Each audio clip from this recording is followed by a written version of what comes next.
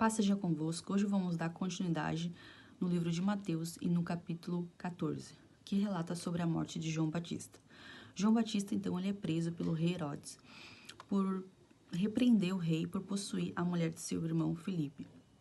Logo adiante, vamos ver a filha de Herodias agradar o rei em uma festa. O rei, então, faz um juramento a ela e diz: peço o que você quiser que eu farei a você. Herodias, então, induz a filha a pedir a cabeça de João Batista em uma bandeja.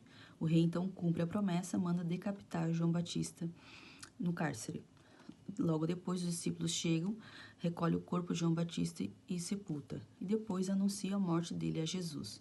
Jesus, então, escutando isso, pega um barco e se retira para um lugar deserto. Chegando nesse lugar, Jesus, então, olha uma grande multidão seguindo e tem compaixão da multidão e começa a curar os enfermos. Chegando ao entardecer, os discípulos então falam para Jesus: Senhor, vamos despedir o povo para que eles vão para casa se alimentar, porque já é tarde. E Jesus disse: não, vamos alimentar eles. E os discípulos disseram: Senhor, não temos senão somente 5 pães e 2 peixes. E Jesus disse: traga até mim. E Jesus pegou os pão, levantou ao céu e abençoou. E os discípulos então começaram a alimentar a multidão. A Bíblia relata que foram 5.000 homens, fora as crianças e as mulheres. Logo depois, então, Jesus e os discípulos se despedem da multidão. E Jesus, então, orienta os discípulos: eu vou ali no monte orar, vocês pegam o barco e atravessa o mar para o outro lado. Só que chegando ao entardecer, de madrugada, viu uma grande tempestade.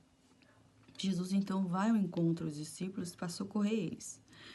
E os discípulos vendo Jesus e fala: é um fantasma, é um fantasma.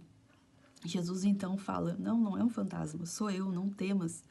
E o Pedro, então, fala para Jesus: Jesus, se é o Senhor mesmo, deixa que eu vá ao seu encontro.